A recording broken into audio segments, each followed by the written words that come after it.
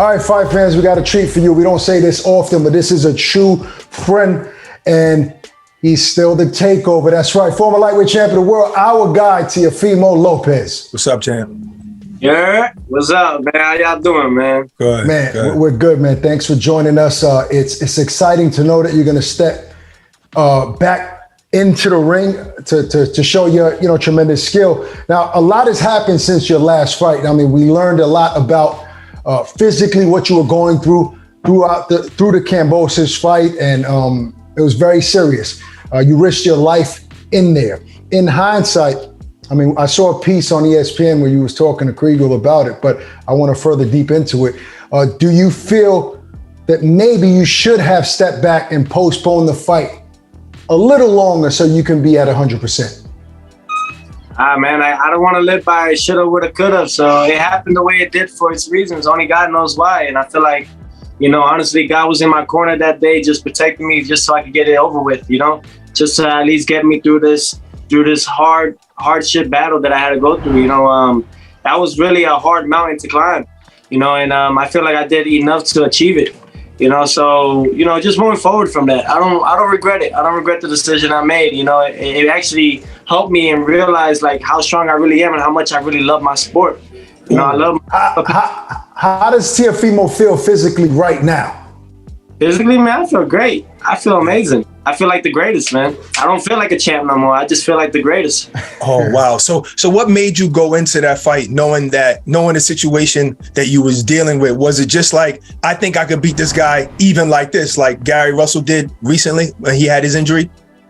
No. Honestly, what really came to that thought is like, especially that night before, I'm at the Stewart Hotel and I'm just seeing all these fans and all these people that are taking their time out of their day, traveling from different parts of the world and to come see me fight. And not only that, getting double vaccinated. I just see them all going into the MSG, going into the arena and stuff, from the hotel view that I was where I was at. And honestly, just thinking about it, like, I got to do this for everybody. I got to do this for you guys. You know what I'm saying? I'm a fighter. I'm a performer. They say go break a leg. Well, I went over there and I almost broke a lung. And I broke a lung. So it's all about it's just that, man. I'm a fighter, man. I'm a true fighter. I love what I do, and if I'm gonna die doing what I love, then and that's the cards that are in my favor, man. Do you have I mean, you've received some criticism about people are saying that, he's saying that he still won that fight. A lot of people feel like you didn't, but we felt like that you weren't at your best. Do you have a chip on your shoulder going into this fight because of all the whispers on the internet and what people are saying? Yeah, the thing is that people are always going to talk, but they don't know how it is and they don't know where they are. They don't know where they're going, So people are always going to talk. After this, they're going to be like, well, Kambosos still beat him and stuff like that. So, I don't have no interest in that. I'm not trying to entertain it neither. You know what I'm saying? Like, I know I won. I knew I won that fight. You know what I'm saying? And it's just all about, if you watch the fight without the commentators involved, you'll see the difference. I got to rewatch that. Listen, moving forward, some fighters, a lot of the shots that he threw, they looked like they connected, but all of them was right here from this angle. It was just skimming, not even all full flush shots. It was just right there, a lot of them. So a lot of people just, they're just going to go off that, man. People don't really, a lot of people say they know boxing, but to be honest, man, majority don't know about boxing. May Roger Mayweather rest in peace. He's quoted that. So, I think that in today's world, in today's boxing, people are trying to be know-it-all boxing people. However, they never fought a day in their life to even know how it is in there. And on top of that, like trying to you can't even like try to be someone that's trying to commentate on it. People don't even know what they're doing, man. They don't know what they say. Listen, I feel you on that. I think sometimes people are just sincere. They're sincere in what they feel, and you're going to deal with that your whole career, that people are going to think something different from you, you know what I mean? And I wouldn't even give it that much thought, and then you, go ahead. Yeah. And on top of that, Barack, it's really like this, man. What happens to those people? They don't want to listen. If you can't beat them, join them, right? Right? What today's world is. So when everybody's saying that Kambosos beat me and stuff like that, but the ones that are saying that, nah, Teofimo got robbed, or any of those things, then they get swarmed by those thousands and whatever people on them, and they try to butcher them too. You know what I'm saying? I feel you on you can't beat them, join them, but I say don't try to beat them. You know what I'm saying? Don't try to beat them and you don't have to join them. But more importantly, after that loss, a lot of fighters suffer from depression sometimes. Is that something you had to battle with? No, not at all. Not at all. The only thing I really had to battle with this time around was just like, what do I do? What do I do from here on out? What is it what is it that you got me here for now, God? What is it? Really, like, what is the other purpose? Because, I could have went.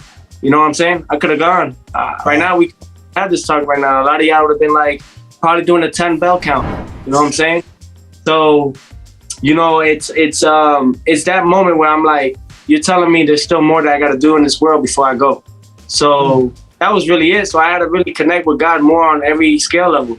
You know what I'm saying? Yeah, I think once somebody at any level goes through something like that, a near-death experience, they find new gratitude and a purpose in life. So I guess you found your purpose. Now, moving forward, I want to talk about Oscar De La Hoya talking to ESPN, saying he'll be at the fight this weekend because obviously Ryan Garcia, Tank Davis, it's not easily made, but he wants to make you against Ryan Garcia. What's your take on Oscar saying that and being in the building? I'm not gonna talk too much about it, to be honest, because it's like I gotta see it first to believe it. You know what I mean? At least on that part. I gotta see like paperwork. I gotta see the contract. What are we talking about? What day? That's a fight you want, though. I mean, if you see it and you can believe it, you would take it. I want every fight. You know what I'm saying? My main goal is to become a 2-time undisputed world champion. We became the king of the kings at 135.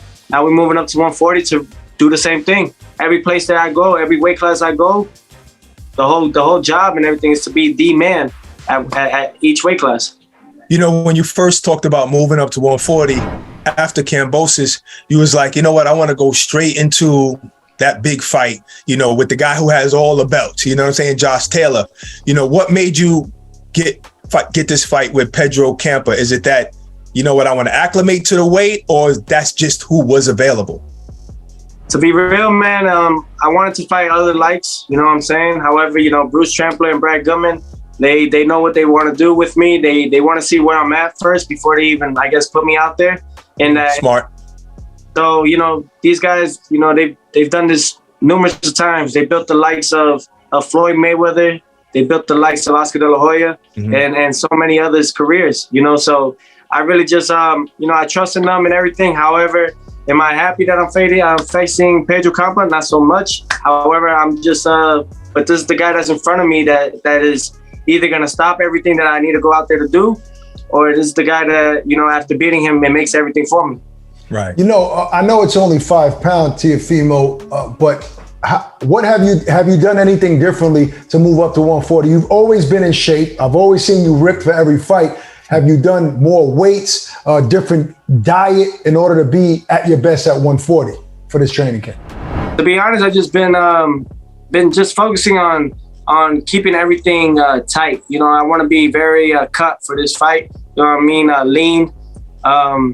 It's not really trying to build more muscle mass in that sense. You know what I'm saying? Like, that's gonna come. You either got power or you don't. Right. You know what I mean? It doesn't matter what cut weight you have.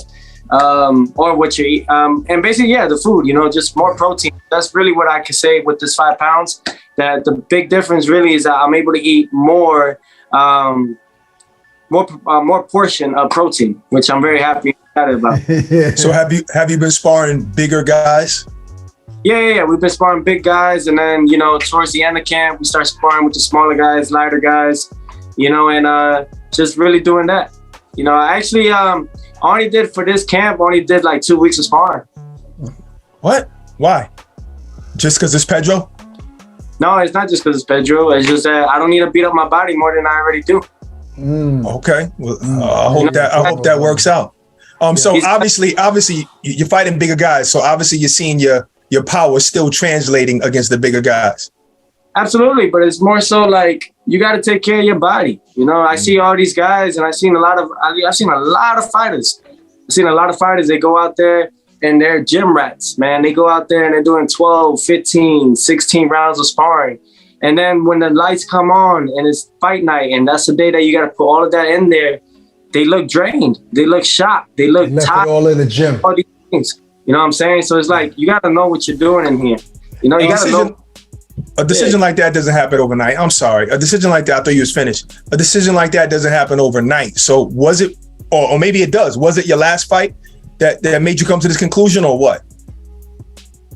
It's just that, to be honest, it's like, I just practice what I need to practice, really. You know what I'm saying? I don't need to beat my body to that limit. You know what I'm saying? I'll do it on fight night. Yeah, that makes sense. You know, Teofimo, you mentioned earlier that it's about being the man, being undisputed. You want to do it in different divisions. And I know you and Devin don't have the best relationship, but he is the man now, right? He is the undisputed champ of the world. Do you see him as that? Do you respect him as that? And how do you feel about him fighting Kambosos again after that first fight? Do you think do you think that Kambosos deserves another fight with him, or should he move on? To be honest, he should move on. However, they signed a contract that states that they have a rematch clause. You know, that was an option. That was something that he decided to do. So he's stuck with that at the moment. So with Devin Haney, you know, hey, kudos to him. You know, now you're the next undisputed lightweight champion. You know, and you know, I know eventually after this fight, he's gonna want to move up to 140 along with everybody else, and we'll meet at the end. We'll meet at that. I mean, now that he is fighting under the same banner, it should be easy to make that fight happen. Should he move up to 140? Yeah, I don't see why not. You know, unless he keeps overpricing himself, which is something he always does.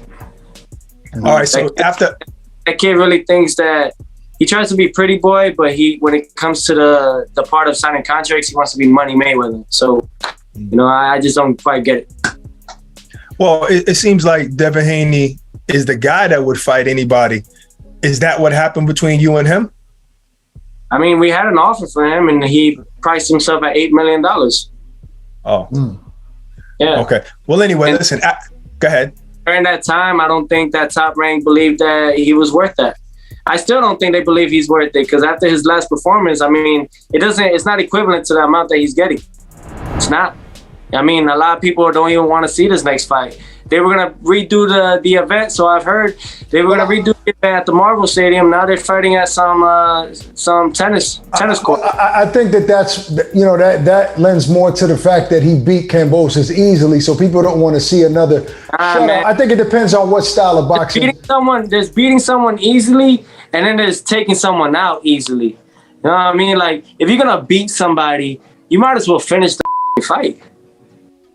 You know what I mean? You mean stopping them and knocking them out? Is that what you're referring to? What is the concern if you're tagging this guy and doing these things that they say you're doing, and you're winning the fight? You know you're up the scorecards. Why keep doing the same thing? I mean, as you know, Teofimo, it's not easy to knock everybody out. One of my favorite fighters of all time, who in my opinion is the GOAT, is Pernell Whitaker.